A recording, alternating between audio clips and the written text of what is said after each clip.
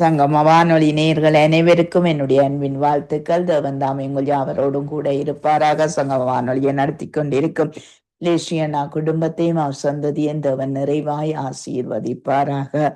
இன்றைய நாளிலே நான் எடுத்துக்கொண்ட தலைப்பு யோசேப்பு. ஆதியாகமம் 37வது அதிகாரத்திலே இருந்து உங்களோடு ஆதியாகமம் 37:2 யோசேப்பு அங்கு 17 வயதிலே தன் சகோதரருடனே ஆடுகளை மேய்த்து கொண்டிருந்தான். அவனுடைய சகோதரருடைய துன்மார்க்கத்தை தகப்பனுக்கு சொல்லி வருவான். அதனால் இஸ்ரவேல் முதி வயதிலே யோசேப்பு தனக்கு பிறந்ததினால் இஸ்ரவேல் தன் குமாரன் எல்லாரிலும் பாக்கிலும் அதிகமாய் அந்த யோசேப்பை நேசித்து அவனுக்கு பலவர்ண அங்கியை செய்வித்து அங்கு அவனுடைய சகோதரரை எல்லார பாக்கிலும் அவனை தங்கள் தகப்பன் அதிகமாய் நேசிக்கிறார் என்று சொல்லி அவன் சகோதரர் கண்டபோது அவர்களோட அங்கு பட்சமாய் பேசாமல் அவனை பகைத்தார்கள். யோசேப்பு சகோதரனால் பகைக்கப்பட்ட ஒரு மனுஷனாய் அங்கு வெளிப்படுறார். ஏனென்றால் தகப்பன் அவன் மேல் வச்ச அந்த பாசத்தின் நிமித்தம் அங்கு பல வர்ண அங்கிகளின் நிமித்தம் அவன் பகைக்கப்படுவதை நாங்கள் காணக்கூடியதாய் இருக்கிறது. அதிலும் ஒரு சொற்பனத்தை காண்கிறான். அந்த சொற்பனத்தின் நிமித்தமும் அங்கு இந்த சகோதரர்கள் அதிகமாய் பகைக்கிறார்கள் என்று சொல்லி நாங்கள் பார்க்கிறோம். பாருங்கள், யோசேப்பு ஒரு சொற்பனம் கண்டு அதை தன் சகோதரர்களுக்கு அறிவித்தான். அதன் நிமித்தம் அவனை இன்னும் அதிகமாய் பகைத்தார்கள். அப்பொழுது அவன் சகோதரர் அவனை பார்த்து, நீ எங்கள் மேல் துரைத்தனம் பண்ணுவாயோ, நீ எங்களை ஆளப் போகிறாயோ என்று சொல்லி அவனை அவன் சொற்பனங்களின் நிமித்தம் அவன் வார்த்தைகளின் நிமித்தம் இன்னும் அதிகமாய் பகைத்தார்கள் என்று சொல்லி நாங்கள் பார்க்கிறோம். யோசேப்பு தவறு ஏதும் செய்யாமலே அங்கு தள்ளப்படுகிறான், பகைக்கப்படுகிறான் என்று சொல்லி நாங்கள் பார்க்கிறோம். யோசேப்பின் தகப்பன் யோசேப்பை நோக்கி, உன் சகோதரருடைய சேமம் எப்படி என்றும் ஆடுகள் எப்படி இருக்கிறது என்று பார்த்து மறு செய்தி கொண்டு வா என்று சொன்னதும் அவன் சகோதரர்களை தேடி கண்டுபிடித்து அவன் தூரத்தில் வர கண்டு அங்கு யோசேப்பு சகோதரர்களை கண்டுபிடித்த போது அவன் தூரத்தில் வாரதை கண்டு அவன் சமீபமாய் வருவதற்கு முன்னே அவனை கொலை செய்யும்படி சதி ஆலோசனை பண்ணி ஒருவர் நோக்கி, இதோ சொப்பனக்காரன் வருகிறான் என்று சொல்லி அங்கு அவர்கள் சொல்லுகிறதை நாங்கள் காணக்கூடியதா இருக்கிறது. பின்பு குழியிலே அங்கு அவனை போட்டார்கள். ஏனென்றால் அந்த பகை நிமித்தம், அதாவது தகப்பனார் வைத்த அந்த பாசத்தின் நிமித்தமும் அந்த பகையின் நிமித்தமும் அவன் அங்கே தள்ளப்பட்டு குழியிலே போடப்பட்டான். பின்பு கீலியத்தில் இருந்து வருகிற இஸ்மவேலருடைய கூட்டத்தை கண்டு இஸ்மவேலருக்கு 20 வெள்ளிக்காசுக்கு அவனை விற்று போட்டார்கள் சகோதரர்கள் என்று சொல்லி நாங்க பார்க்கிறோம். யோசேப்பு எகிப்துக்கு போனான். ஆனால் இவைகளுக்கு பின்னிருந்து செயல்பட்டது எல்லாமே தேவகரம் என்பதை நாங்கள் காணக்கூடியதா இருக்கிறது. பாருங்கள், ஒரு தேவ மனுஷன் உண்மையாய் தேவனாலே நடத்தப்படுகிற மனுஷனை மற்றவர்கள் பகைக்க செய்வார்கள். ஆனால் தேவ மனுஷனோ அந்த பகையை அவன் பொருள்படுத்தாது செயல்படுவான் என்று சொல்லி நாங்கள் யோசேப்பில் இருந்து காணக்கூடியதாய் இருக்கிறது. அப்போஸ்தலர் 7வது அதிகாரம் 9வது வசனம், அந்த கோத்திர பிராக்கள் பொறாமை கொண்டு யோசேப்பை எகிப்துக்கு கொண்டு போகும்படியாக விற்று போட்டார்கள் என்று சொல்லி எல்லாம் பொறாமையிலும் அங்கு பகையிலும் ஏற்பட்ட காரியமாய் இருக்கிறது. யோசேப்பு இதுவரை அவன் அந்த சகோதரர்களுக்கு ஒன்றும் செய்யவில்லை, நன்மைதான் செய்தான். ஆனால் சகோதரர்களோ அங்கு யோசேப்பை வெறுத்தார்கள். அங்கு தள்ளினார்கள், விற்று போட்டார்கள் மிகுதிக்கு. அங்கு பாருங்கள், யோபு 12:9 சொல்லப்படுது, கர்த்தருடைய கரம் இதை செய்ததென்று இவைகள் எல்லாவற்றிலும் அறியாதவர் யார்? அங்கு உலகம் துன்மார்க்கர் கையில் விடப்பட்டிருக்கிறது. அதில் இருக்கிற நியாயாதிபதிகளின் முகத்தை மூடி போடுகிறார்கள். அவர் இதை செய்வதில்லை என்றால் பின்னி யார் இதை செய்கிறார்? பாருங்கள், தேவனுக்கு உண்மையாய் இருக்க வேண்டும் என்று சொல்லி ஒரு மனுஷன் இருப்பானாய் இருந்தால் அவனுக்குத்தான் அநேக பரீட்சைகள், அநேக சோதனைகள் அவனுக்கு உண்டாகும். இந்த யோசேப்பு தேவனுக்கு ஒரு கனிதரன் திராட்சை செடியாய் கொடியாய் இருந்தான் என்று சொல்லி நாங்க பார்க்கிறோம். அவன் செடியாய், அங்கு செடியிலே கொடி இருப்பது போல அவன் கொடியாய் இருந்து கனி கொடுத்தான். ஆனால் அதற்கு முன்னம் அங்கு சத்துரு அவர் சகோதரர்கள் ஊடாக அங்கு அவனை எப்படியாவது அங்கு மேற்கொள்ள வேண்டும் என்று சத்துரு திட்டமிட்டான். ஆனால் கர்த்தருடைய கை அவனோடு கூட இருந்து அவனை நடத்திட்டு என்று சொல்லி வேதம் சொல்லுகிறது. 1 பேதுரு 4வது அதிகாரம் 12வது வசனத்திலே, பிரியமானவர்களை, உங்களை சோதிக்கும்படி உங்கள் நடுவில் பற்றி எரிகிற அக்கினியை குறித்து ஏதோ புதுமை என்று திகைக்காமல் கிறிஸ்துவின் மகிமை வெளிப்படும் போது நீங்கள் கலிகூர்ந்து மகிழும்படி அவருடைய பாடுகளுக்கு நீங்கள் பங்காளியானதால் சந்தோஷப்படுங்கள் என்று சொல்லி வேதம் சொல்லுகிறது. ஏனென்றால் நீங்கள் கிறிஸ்துவின் நாமத்தின் நிமித்தம் நிந்திக்கப்பட்டால் அங்கு பாக்கியவானாய் இருப்பீர்கள் என்று சொல்லப்படுகிறது. ஏனென்றால் தேவனுடைய ஆவியாகிய மகிமையுள்ள ஆவியானவர் உங்கள் மேல் தங்கி இருப்பார். அவர்களாலே தூசிக்கப்படுவீர்கள், உங்களாலே மகிமைப்படுகிறார் என்று சொல்லி நாங்க பார்க்கிறோம். இன்றைக்கு வாருங்கள், ஆண்டவருக்கு ஏற்ற ஒரு மகனாய் இருந்தால் அங்கு உலகம் உங்களை தூசிக்கும். ஆனால் ஆண்டவர் உங்களிலே மகிமைப்படுவார் என்று சொல்லி நாங்கள் பார்க்கிறோம். ஏனென்றால் இது புதுமை இல்லை, இது நடக்கிற காரியமாய் இருக்கிறது என்பதை வேதம் எங்களுக்கு கற்றுத் தருகிறது. சங்கீதம் 69:4வது வசனத்திலே, நிமித்தம் இல்லாமல் என்னை பயக்கிறவர்கள் என் தலைமையிலும் அதிகமாய் இருக்கிறார்கள். வீணாக எனக்கு சத்துருக்களாகி என்னை சங்கரிக்க வேண்டும் என்று இருக்கிறவர்கள் வலத்திருக்கிறார்கள் என்று சொல்லி நாங்கள் வேதத்திலே பார்க்கிறோம். ஏனென்றால் நான் எடுத்துக்கொள்ளாததை கொடுக்க வேண்டி இருக்கிறது என்பதை அங்கு சங்கீதக்காரன் எங்களுக்கு விளக்கி நிற்கிறதை நாங்கள் காணக்கூடியதாய் இருக்கிறது. ஏனென்றால் முகாந்தரம் இல்லாமல் எங்களை பகைத்தார் என்று அவர்களுடைய வேதத்திலே எழுதியிருக்கிற வாக்கியம் நிறைவேறும்படி இப்படியாய் இருக்கிறது என்று சொல்லி நாங்கள் பார்க்கிறோம். அவர்கள் ஒரு தேவனுக்குள்ளே ஒரு மனுஷன் உண்மையாய் இருக்க வேண்டும் என்றால் அங்கு உலகம் அவனை பகைத்து கொண்டுதான் இருக்கும். ஆனாலும் அவன் கர்த்தருடைய கரத்தினால் அவன் முன்னேறி நடப்பான் என்பதை நாங்கள் காணக்கூடியதா இருக்கிறது. தேவனுடைய பிள்ளைகளுக்கு அங்கு இறுதியில் தான் அங்கு ஆசீர்வாதம். ஏனென்றால் ஆண்டவர் சொல்லி இருக்கிறார், நித்திய ஜீவனை அளிப்பேன் என்று. அந்த நித்திய ஜீவன் தான் எங்களுக்கு பெரிதான ஆசீர்வாதம் என்பதை நாங்கள் காணக்கூடியதாய் இருக்கிறது. பாருங்கள், ரோமர் 8:28 அன்றியும் அவருடைய தீர்மானத்தின்படி அழைக்கப்பட்டவர்களாய் தேவனிடத்தில் அன்பு கூறுவர்களுக்கு சகலது நன்மைக்கு ஏதுவாய் அங்கு நடக்கும் என்று சொல்லி நாங்கள் அறிந்திருக்கிறோம் என்று சொல்லி வேதம் எங்களுக்கு கற்று தருகிறது. பாருங்கள், இந்த யோசேப்பு எவ்வளவாய் தகப்பனுடைய பாசத்திலே இருந்தான். அங்கு பலவர்ண ஆடையை அவன் உடுத்தினான். ஆனால் அவனுக்குள்ளே இருந்த திறமை வெளியிலே வராதபடி சத்துரு அடக்கி போடலாம் என்று சொல்லி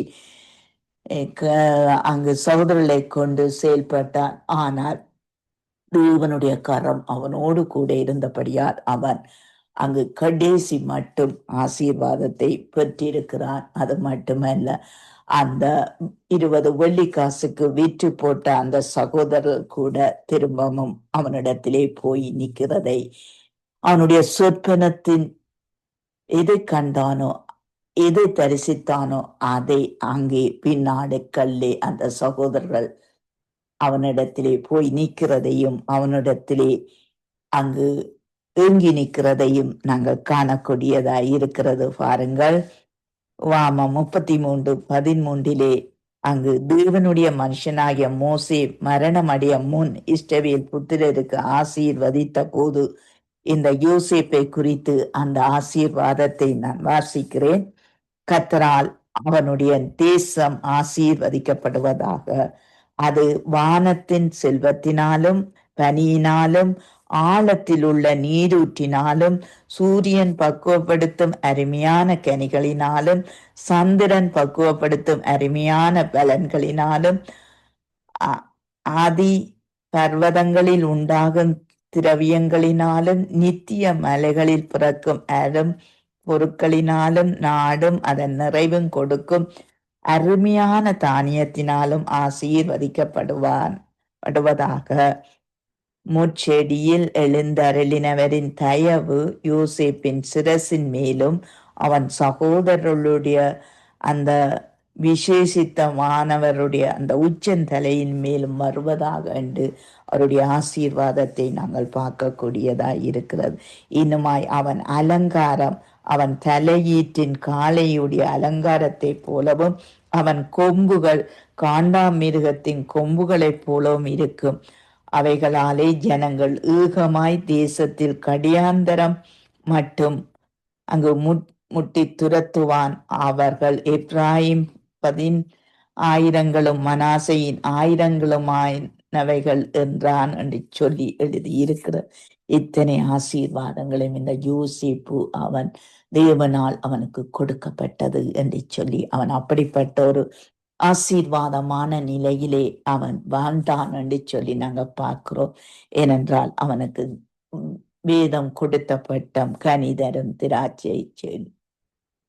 அப்படியாய் அவன் அங்கு இருந்தான் என்று சொல்லி நாங்க பார்க்கிறோம்.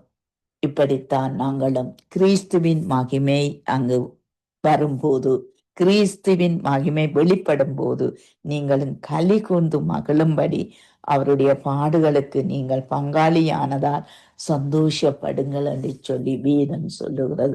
பாருங்கள், இன்றைக்கு பாடுகள் அதிகமாய் இருக்கிறது. வியாதிகள், வேதனைகள், குந்தளிப்புகள், நாடுகள் சமாதானம் இல்லை, யுத்தங்கள்.